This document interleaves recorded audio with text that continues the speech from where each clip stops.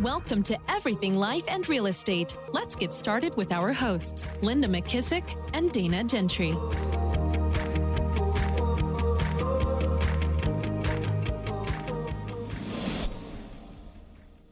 Hi, everyone. Welcome to Everything Life and Real Estate. I'm Linda McKissick.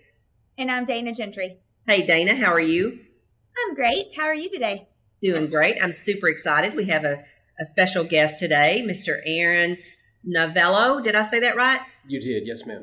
Because I'm pretty Southern, and so sometimes we botch names, don't we, Dana? Yeah, you did good.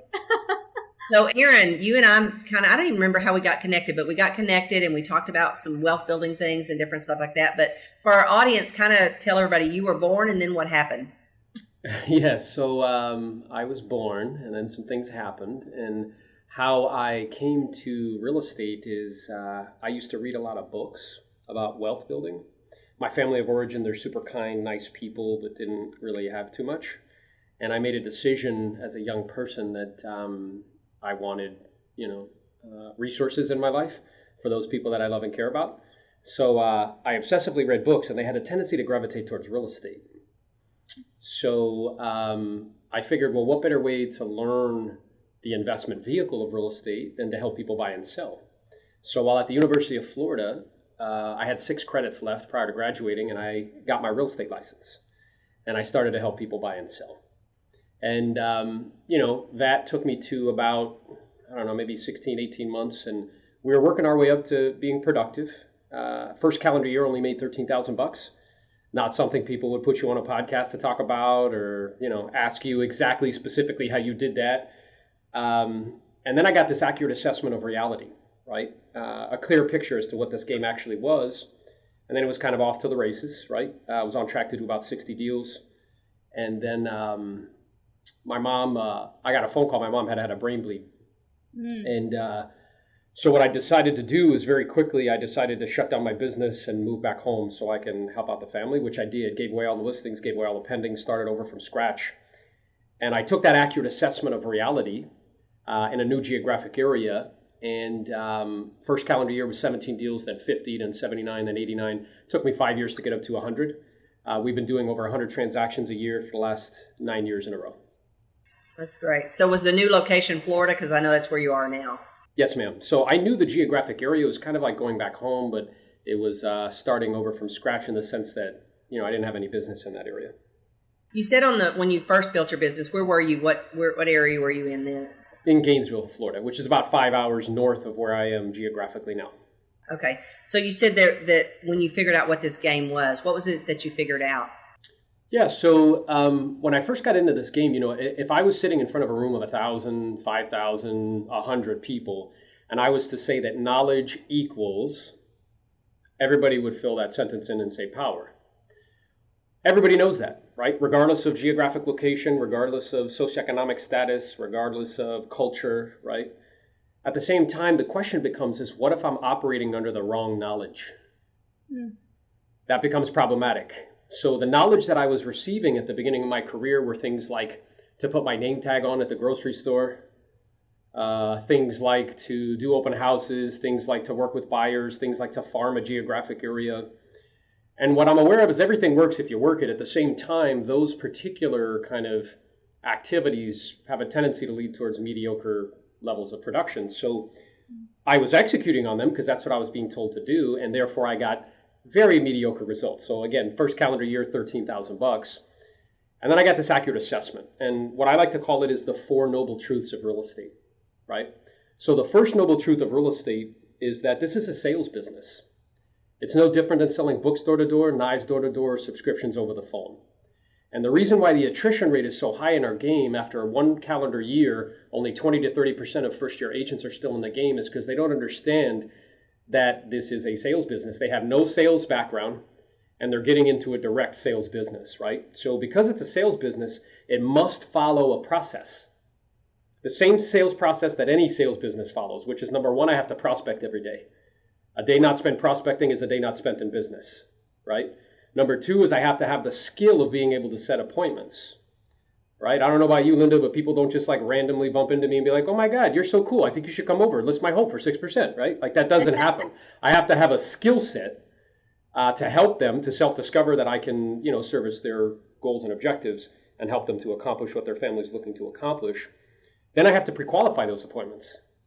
So I have to figure out the who, what, where, when, and why, figure out any objections that may come up prior to us connecting, make sure people have the means and the motivation to actually do something when I see them.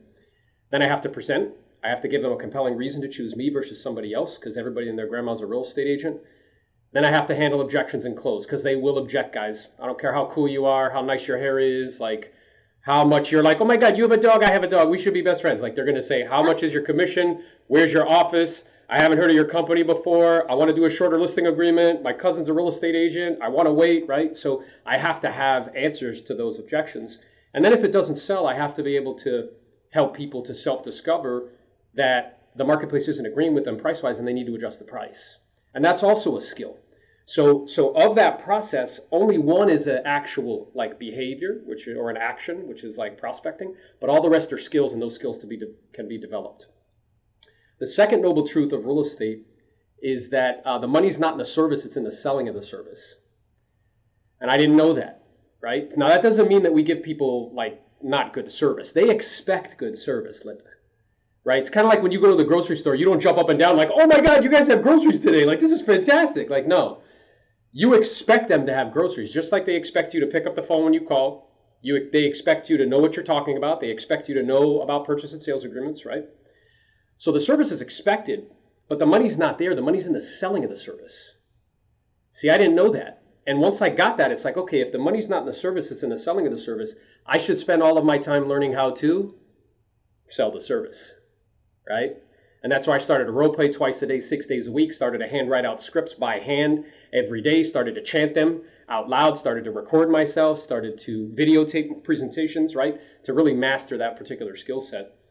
The third noble truth is that all the leverage is on the listing side, all of it, right? So, right now we're having this conversation. We have active listings because I'm still in production. Somebody's showing them and selling them. You can't do that with buyers, right? And my experience is you can't be world-class at both. You have to make a decision. And I made a decision once I realized that all the levers on the listing side to really just dominate the listing side. So I like to tell people, I don't even own an E-key. Like I couldn't even show property even if I wanted to, right? That's how committed I am to that particular skill set. And that's what allows me to personally be able to list 12 to 15 homes a month while simultaneously coaching 70 people, throughout the country. And then the fourth noble truth is I only get paid to do 4 things. PLAN. Prospect, lead, follow-up, go on appointments, negotiate deals. Everything else is administrative work that somebody else should be doing, right? So once I was clear on those 4 noble truths, I was able to really kind of drill down and dedicate time and energy and effort, because there's power and focus and clarity, to really focus on those areas. And hence we saw that explosive growth in production. Hey, Aaron, I have a question. We get a lot of agents that move, whether it's because their spouse gets relocated or, like you, they had a family, life's unexpected happen, or they just want a change of scenery. I don't know. And they have an existing business. And so when they move, they struggle with getting that business back up. I love your 4 noble truths. Would you say there's one more than the other, or maybe something different that really got you quick? 100 units in 5 years is a great business. So got you quickly into production in a place where you knew no one. Linda and I were just talking about database and how important it is. And you didn't have a database where you went. So what was that like, and how'd you make that happen? Yeah. So I think that as humans, we have this amazing ability to define meaning, like what things mean. And that meaning can either be empowering or it could be very disempowering, right? So the meaning that I gave this move is that, like, when my mom had that brain bleed, I was particularly equipped to help her, meaning that I had spent some time and energy and effort on personal growth and development and things of that nature and cultivating discipline. So the meaning that I gave it was like, okay, good. Like I can actually serve her in this capacity, right? I would call her every morning at like 7 o'clock in the morning before I started my day and say, hey, Mom, what I'm aware of is you had a second opportunity at life. And if it's to be, it's up to me. Like if you're going to walk again, you're going to have to do it. Nobody's coming to rescue you. Like if you want to use your arm again, nobody's going to do it. Like you're going to have to do it yourself, right? So I stepped into that meaning, right? Like I was like leading her in that way. The other meaning that I gave it is at the time I was my wife was hardcore closing me on having children, and I was presenting objections, like, hey, like it's time, like we don't have time, we can wait, like it's not part of the business plan yet. And the truth was, I was just afraid of the responsibility of taking care of another human, and I wasn't sure that I was ready for that responsibility. But at the culmination of my mom in her 2-year recovery, and then I purchased her a condo to live in. At the culmination of that, I was like, okay, I can be responsible for another human, right? So I think it's meaning, right? Because if you can have a good meaning, I think Viktor Frankl said, like, when a man or a woman doesn't have meaning, what they do is they numb themselves with pleasure or distract themselves with pleasure. So like having a meaning that's like really powerful, not like, oh, like this could be cool and neat if I go to a new place, but right? Because they need to understand that it's not going to be easy, right? Because the majority of your business is going to have to come from people that you don't know.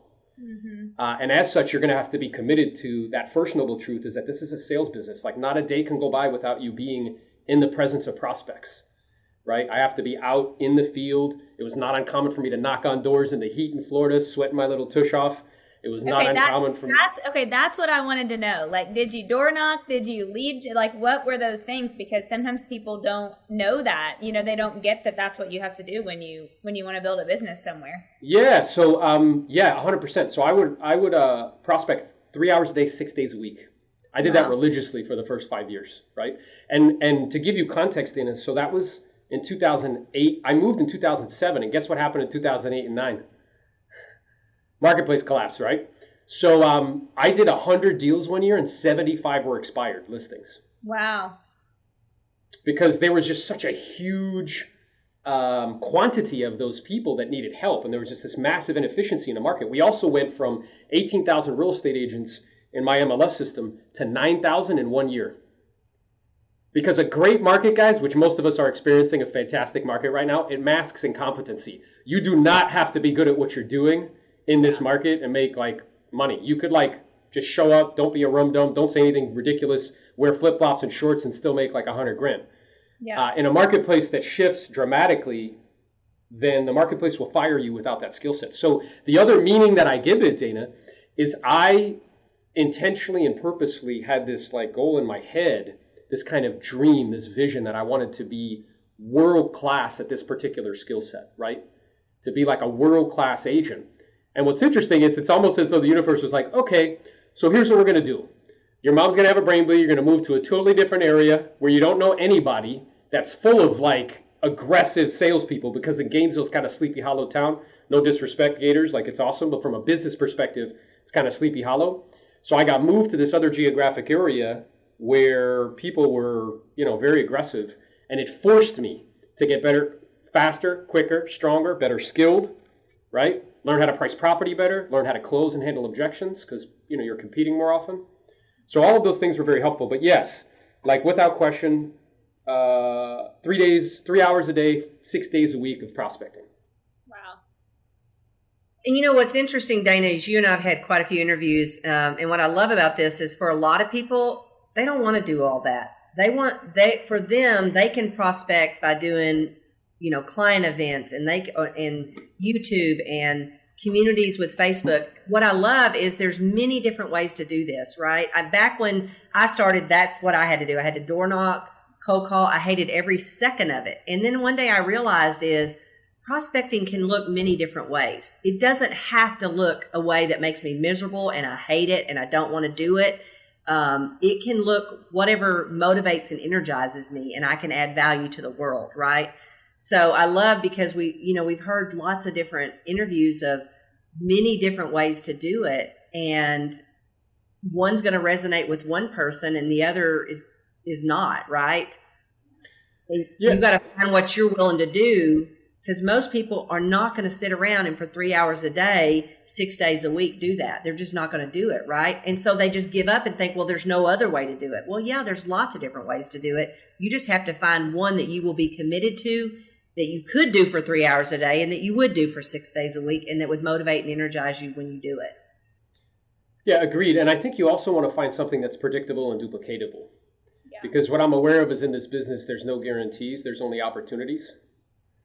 So I just want to make sure that I get my skill set to such a degree that if an opportunity presents itself, whether it's out of my database or with a stranger, there's an 85 to 90% chance that I'll be able to execute on that opportunity.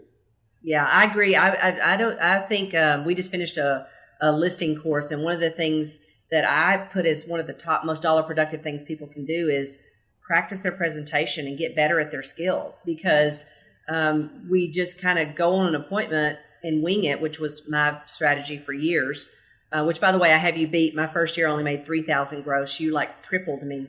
Yes, or more. But learning those skills, I think people don't invest much time in. And I remember doing an exercise years ago where I would write out on a check, back when I had checkbooks in my car, I'd write a check for how much that commission would be, and I would tape it to my rearview mirror, and it would remind me that this is not just a small opportunity. This is a big opportunity. And the better I got at my skill and the more of those I was able to win that presentation, the more money I was going to make. And I think that people just don't spend enough time on the front end prepping and preparing. Yeah, and I think honestly, it's like, and I mean this lovingly, it's immature. And what I mean by that is that, like, imagine that there was a physician and they were going to perform surgery on you and they practiced 100 hours in a calendar year. Would you let them touch you? Of course not. Imagine you were going to get on a plane with a pilot and they had practiced 100 hours in a year. Would you get on that plane? No. And yet we walk into people's houses and expect them to pay you $20, $30, $50, whatever it is, $15,000, and you haven't put more than 100 hours of practice in. So the way that I would describe this to people is most agents, they don't practice at all. But let's say they did. Let's say they did 30 minutes a day, 5 days a week. That's 2 hours of practice a week. Times 4 is 8 hours a month. Times 12 is like 70 whatever hours a year, right? Less than 100. Okay, well, at the beginning of my career, I was practicing because I realized that second noble truth, that the money's not in the service and the selling of the service. So I started to practice twice a day, 6 days a week, plus chanting and role playing and writing stuff out. So that's 2 hours a day, times 6 is 12 hours, times 4, right, is 48, times 12 is over 500 hours of practice. Now, the average agent per the multiple listing service and pull NAR, they will go on 100 listing appointments and take around 20 listings. If their average commission is $10,000, then let's say 15 of those sell, they make 150 grand. I'll go on 100 listings, I'll take 85 of them. If 75 sell, that's $750,000 compared to 150. And the question is what's the difference? It's skill. It's 100 hours versus 500 plus hours. And unfortunately, I can't outsource reps. I'd love to be able to outsource Linda push-ups to the people in the Philippines and get the benefit. Like, I'd love that. That'd be fantastic. But I can't do that. And just like that, you can't outsource the skill set. So there's this fundamental truth, regardless of how I'm generating leads, I have to be able to convert those leads. I have to be able to pre-qualify those people at a high level. And if they're people that are not my best friends, that are just like, yeah, whatever you think we should list at, whatever the commission is, and you're in competitive situations, you have to have the skill set to be able to overcome those objections and secure the business. So what are some of the best ways that you have found to get better at your skill set? What is your get better at skill set look like? Yeah, so like a nauseating, disgusting commitment to practice. So, again, role playing with people that are much better than me. People have a tendency to gravitate towards people that are at their level. And the reason why they do that is because it makes them feel safe and comfortable. So you want to get around people that are like, I remember one of my role play partners at the beginning of my career, I was doing 50 deals, he was doing 200. And when you get on the phone, like, how many people do you role play with that you're actually intimidated to get on the phone? Like you're like more intimidated to talk to them than you are to actually make calls. Because what's interesting is you play to the level that you practice. And people don't realize that. They think they also rise to the occasion. They don't. They fall to the level of their training. So they think they could just walk in and rise to the occasion. That's not what's going to happen. You're going to fall to the level of your training. So I don't know. Most people don't know this, but Serena Williams, do you know who her training partner is, a sparring partner, when she plays tennis? It's a man. Yeah. But what's interesting is, like, why is that? And that's not a sexist thing. It's just that she's not going to come across somebody that's biologically stronger. Yeah. That's who she practices against. So it's like we have to think that way. So in that vein, Linda, like, I actually created a role play group West Coast, East Coast, that guarantees role play partners 5 days a week. They just have to show up, and we handle all the scheduling for them, because one of the things I hear from people all the time is like, where do I find good role play partners? Right? Like, how do I find committed people? They flake out, right? So, we've created that because that was one of the stepping stones for me that was so important. So what I would propose is on the hierarchy of learning, reading and writing is on the bottom of the hierarchy of learning, and that's how we get formal education. The highest level of learning is simulation, which is where we practice doing the real thing. Doctors practice on cadavers. We practice on dead people before we give them real people. Pilots practice in a device called a simulator. It's an actual fake airplane where they practice and have to accumulate a certain amount of hours before we let them into real planes with people. My brother-in-law, he's a Marine in the military. They spend all of their time simulating the real thing. They practice jumping out of airplanes and, doing different things, right? So simulation for us is role play. And then the highest level of learning is doing the real thing. A lot of people are like, I need to get ready just in case, provided when the time's right and I could do it just perfect, then I'll make a call. It's like, nah, man. What happens is if I want to accelerate that learning curve, I need to read, write, simulate, do the real thing. Read, write, simulate, do the real thing. Read, write, simulate, do the real thing. And if I make a commitment to doing that for, let's say, 12 months, your skill level will go through the roof. There's people that because I share with you, I now coach people individually and in groups. And one of the people I'm thinking about, when I connected her, she was making $100,000 this year. She's going to make $325,000. And one of the main differences is she got committed to skill set. She was going on appointments with people without pre-qualifying and having to go back 2 or 3 times to get listing appointments signed, right? She didn't know how to present in a manner that led to, a specific destination, which was a contract sign. She didn't know how to handle objections and close. She was spending time with people that were not 8, 9s, and 10s motivation. They were like, hey, Dana, I think maybe I want to sell my house if you can get me the price I want. Like, okay, let me go run out and talk to you. Like, no, we need to pre-qualify you at a super high level. Like, I'm curious, Dana, if for some reason you didn't sell the home, like, how would that affect you and your family? If and when you do get the property sold, where are you planning on going to next? Ideally, in terms of what you want, how soon would you like to actually have it on the market for sale? I've only spoken to you. You seem to be pumped about selling. How does your significant other feel about it? Is it an option for you to not sell the property and rent it and still move? Like, I need to dig to find out if this is an appointment that's worth going on, right? So, yeah, again, read, write, simulate, do the real thing is the quickest way to accelerate that learning curve and get those skills, to the level that you want them to be at, which is razor sharp. And as our game gets way more competitive, which it is, because you're no longer competing with just, me and Dana and Linda, you're competing with HomeLight, you're competing with Redfin, you're competing with Zillow, making full price offers on properties. They're doing it in my marketplace, right? At fair market value, and they're only charging 1.9%. So as the game gets way more competitive, I have to be a ninja salesperson. And if I'm not, then it's going to become increasingly problematic as time progresses for you to be able to compete. Yeah, I love that. And I remember, Dana, when we had Chris Voss, the author of Never Split the Difference, one of the things he said is in a crisis, we rise to the level of our training. Yeah. We don't, and that's exactly what you're saying, Aaron, is you prepare and you get the training in before you have to go out and do it in real life. Yeah, so you get rewarded in public for what you spend countless hours doing in private while nobody's watching.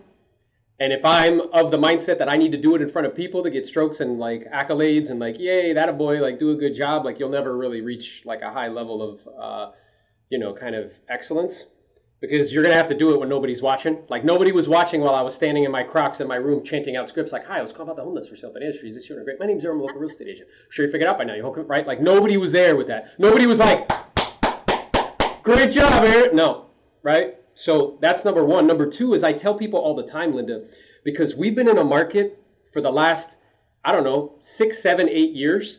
Nobody's ever experienced any type of interruption. They think this is normal. And it is completely not. So what I tell people is I stay ready so I don't have to get ready. I stay ready day in and day out, and stay razor sharp. So as things change, and guess what? In some marketplaces we're starting to see, inventory's going up a little bit. Not getting as many offers as we were getting before. You got to call and get a price reduction? When was the last time you had to do that? Right? So I want to keep those skills like razor sharp so I can stay ready, so I don't have to get ready, so I don't have to be like, oh no, I have to go back and practice, right? I love that you touched on the market and just the way that things are changing, because we've been talking a lot about that. And I totally agree. I think people are going to have to get better with their skill sets, and they're going to have to get better at providing experiences, because we have a different kind of competition now. 100%. And do you know what causes that anxiousness and anxiety, Dana? Because you'll hear it when you talk to people. They're like, hey, what do you think's going on with the market? Are you noticing anything in your marketplace? What's underneath that is anxiousness. It's anxiety. But the reason what causes that anxiousness and anxiety is because I don't know what to do. Knowledge equals confidence and ignorance equals fear. If I don't know something, I'm afraid of it, right? But when marketplaces change, it's a wonderful time to test your philosophy. So if you think you don't have to talk to people on a regular basis when a marketplace changes, test that philosophy and see how it works out. If you feel like you don't have to be razor sharp on skill sets, great, test that philosophy and see how it works out. If you don't think you need to be paying attention to money management right now and putting money away and creating residual streams of income, great, test that out and see how things work out when it changes, right? So the Latin derivative of the word confidence, when I say that to people, I'm like, hey, what does confidence mean? They'll give me all of these different answers, right? Like it means like authority, like knowing what you're doing, all of these different things. But it's actually not what that word means. So the Latin derivative of the word confidence, it's confianza, and what that word means is to trust. So, but who are you trusting? Yes, ma'am, yourself, right? It's not bravado. It's not like, oh, look at me, like I'm so awesome. That's not what that word means. It means to trust yourself. See, because if those agents, Dana, if they don't know what to do, if they don't know what to say, right? If they don't know how to generate business in a marketplace that's changing and shifting, if they don't know how to get price reduction, if they don't know how to handle that stuff, then they don't trust themselves. And when they don't trust themselves, then they start to feel anxious and tense. Yeah, that's awesome. Well, Aaron, as we wrap up today, what would be the final bit of advice you would give people, realtors in the marketplace? Is it start practicing now on scripts and dialogues of things that will change as our market changes? What would be the final tips you would give people as we wrap up? Yeah, so, and it's a great question. I had somebody, I was on Clubhouse recently. I'll hop on there and do like live role plays with people. And an agent in Canada, he started asking me because his marketplace is changing. And he's like, what should I be doing? So I asked him a simple question. I said, how many people in your inventory, he has about 20 active listings, how many of those people in inventory are only motivated by money? And it was about half. And I'm like, okay, well, you need to have like a come to Jesus talk with them. And there needs to be a few options, right? One option is like, hey, we've been on the market now for, it looks like 60 days. And in that time frame, we've had X amount of showings. So what I'd like to do is just to go over some of the options that you have at your disposal, so that way you can decide what you feel is best, and whatever you decide, I'll support you, right? So the first option is we can leave the price the same and just see what happens. Now, more likely than not, Linda, and this isn't me being negative, it's just an accurate assessment of reality, we're probably going to get the same result, right? Very few showings, no offers on the table. The second option, and it's a drastic option, right? But I want to make sure we talk about it and that it's at your disposal, is that you decide to take it off the market. And maybe wait, because the marketplace doesn't seem to be supporting your expectation price-wise. And we'll revisit it as time progresses. And then that leaves us with the third option. And this is what sellers decide to do if they still have the means and the motivation to get the job done, is we could just simply adjust the price. And in doing so, we'll dramatically increase the probability that we can get more activity and an offer that's acceptable to you. So either one of those options are fine. Whatever you decide to do, I'll support you 100%. My question is based on what you're looking to accomplish and why, based on the time frame you'd like to make this happen in, and in light of our experience up until this point, which one of those options do you think would serve you best? And be completely unattached to the outcome. And if one of it is to take it off the market, you let it go. Because I had a coach one time tell me, he said, Aaron, are you a museum? I said, what do you mean? He's like, are you a collector? I said, what do you mean? He's like, do you collect listings? Do you just walk into the office and dust them off every day like books? The whole purpose of to list the property is to do what? To sell it. So number one is I need to get razor sharp at pre-qual. I need to make sure that the people I'm dealing with are dealing with life events, right? Meaning death, divorce, job relocation, assisted living, moving to be closer to family, had a baby they weren't expecting. There needs to be a life event. Otherwise, they're not going to be, willing to do what they need to do in order to get the job done. Number two is I need to get very skilled at presenting price, because what's happening is sellers have been fed a steady diet for 12 months that the marketplace is fantastic and prices are amazing. So their expectations are starting to get inflated. It's outstripping where the market's at. And that's part of the reason why you're starting to see that people are having to reduce prices, right? So I need to get exceptionally good at helping people to self-discover where they need to be price-wise. So in other words, my job is to help you. It's never to talk you into doing anything. The purpose of this analysis, it's really an attempt to make an educated guess regarding value. And we'll go over the information, and what we'll see come to the surface, guys, is not a pinpoint to the penny, but instead a tight, realistic range as to what's going to be reasonable. And then from there, it'll come down to strategy.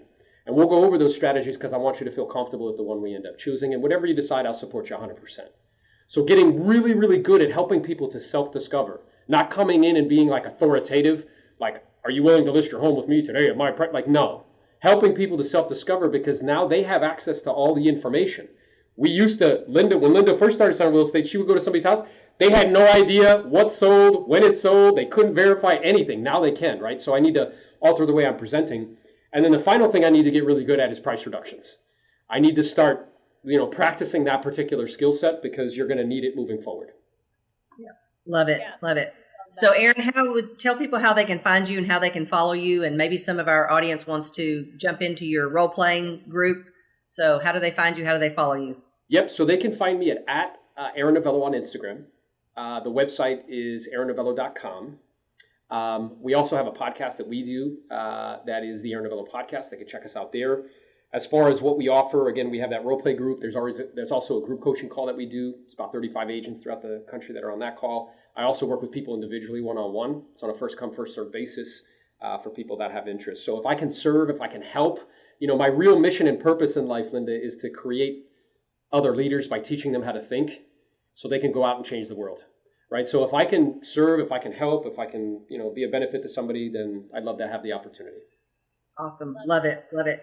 So remember, if you have a topic, a question, an opportunity, or a challenge that you would like for Dana and I to discuss on this podcast, be sure and reach out to us at info@everything life and real estate. And if you haven't, please hit subscribe. And the best compliment you can give Dana and myself would be that you pass this podcast along to someone that you believe that would benefit from these conversations. So, Aaron, I want to say thank you. Great conversation today. Dana, I guess I'll see you next week at Leadership Academy. Appreciate it, guys. Thanks for the opportunity. Thank you. Be sure to subscribe for more business strategies and tactics to inspire you to live an abundant real estate life. Don't forget to rate and review so we can bring you the best content. Find this and other valuable information at everythinglifeandrealestate.com.